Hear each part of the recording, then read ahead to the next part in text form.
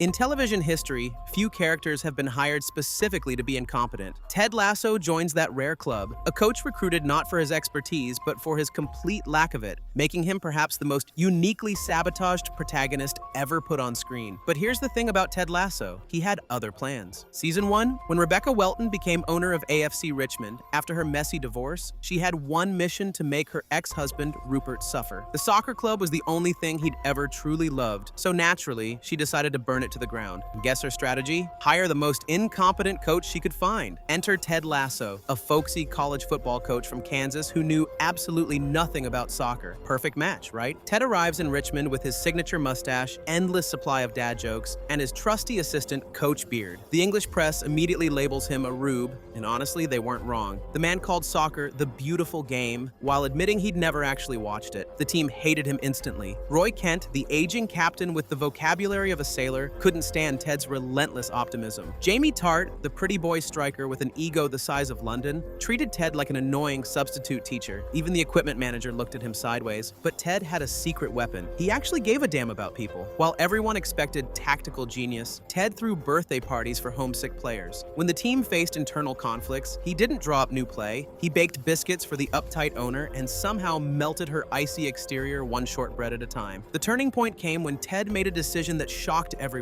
He benched Jamie Tart, the team's star player, for being a selfish ball hog. The crowd went wild, and not in a good way, but Ted's gamble paid off. The team finally played as a unit and won their first game in ages. Of course, success meant Rebecca's revenge plot was backfiring spectacularly. Ted's Lasso way was actually working, and that reporter from The Independent was writing glowing reviews. Rebecca panicked and tried to sabotage Ted with a fake scandal, but her plan crumbled. The season culminated in heartbreak, both personal and professional. Ted's wife, Michelle, arrived for a visit, only to tell him their marriage was over. She didn't have a reason. She just didn't love him anymore. Richmond faced relegation in their final match against Manchester City. In true Ted Lasso fashion, the team gave everything they had. They even tied the game with an incredible trick play Ted called the Lasso Special. But in the final seconds, Jamie Tart, now playing for Manchester City, made a pass that sealed Richmond's fate. They were relegated to the championship. As the team sat in stunned silence, Ted did what Ted does best. He gave them hope. Rebecca, who had started the season wanting Ted to fail, now begged him to stay. Together, they made a pact to climb back to the Premier League and win it all. Season 2. If Season 1 was about hope, Season 2 was about what happens when that hope gets tested by reality. Richmond was back in the championship, drawing game after game in the most frustrating way possible. 7 draws in a row. They weren't losing, but they weren't winning either. The problem was psychological. Donny Rojas, the eternally optimistic striker, accidentally killed the team mascot during a penalty kick and developed a severe case of the yips. Richmond brought in Dr. Sharon Fieldstone, a no-nonsense sports psychologist who immediately clashed with Ted's folksy approach. Jamie Tart's reality TV stint ended in humiliation when Manchester City dumped him. He came crawling back to Richmond, tail between his legs,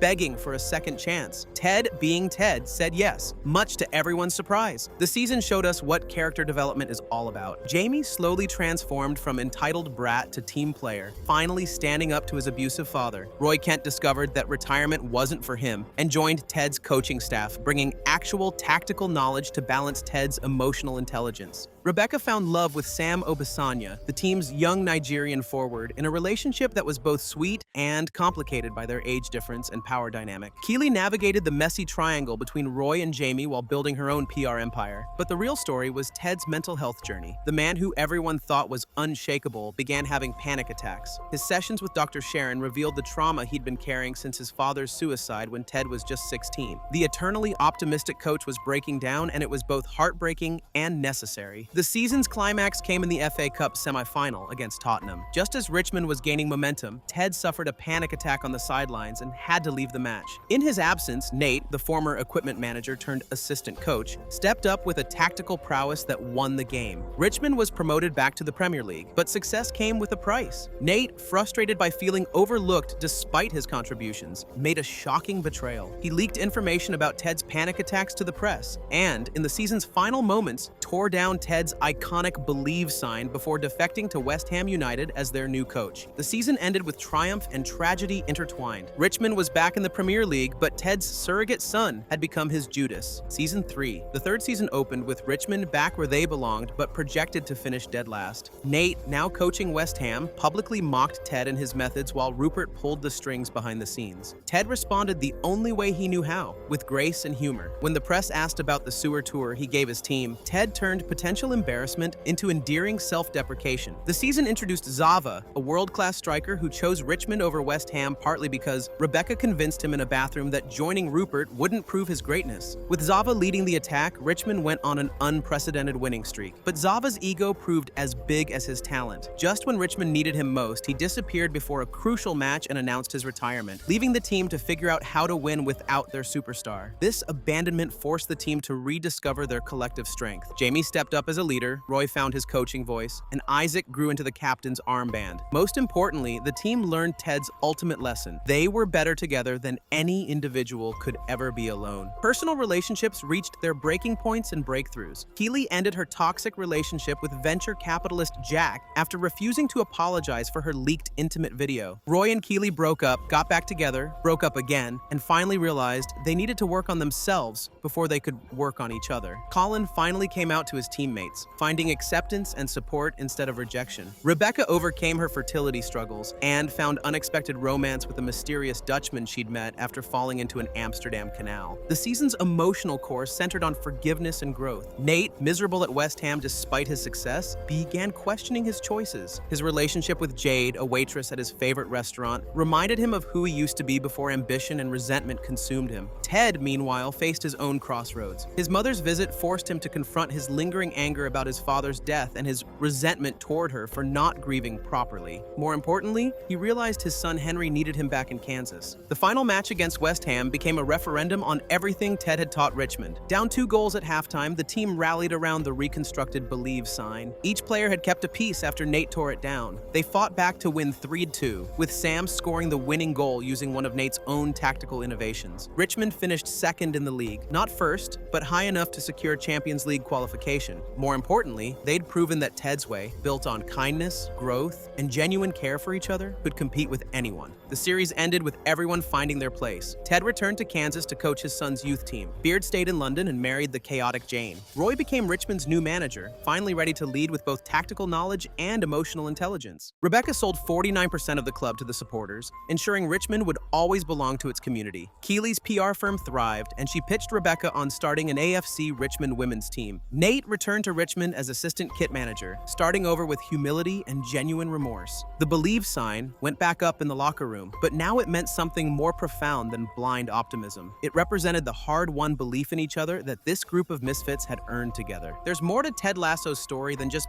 being about football. It's about what happens when someone chooses to see the best in people, even when they don't see it in themselves. Ted transformed a failing football club not through tactical brilliance, but by creating a culture where vulnerability was strength, where mistakes were learning opportunities, and where everyone mattered. Even the ending defied convention. Ted didn't stay to see his project through. He went home to be the father his son needed, because that's the most Ted Lasso thing possible. Recognizing that sometimes the greatest victory is knowing when to walk away. So what do you think? Is Ted's philosophy of be curious, not judgmental, something we could all use more of? Drop a comment and let me know if you've ever had a Ted Lasso moment where someone's unexpected kindness changed your perspective. And if this breakdown helped you appreciate the deeper layers of this incredible show, consider subscribing for more insights into the stories that shape us.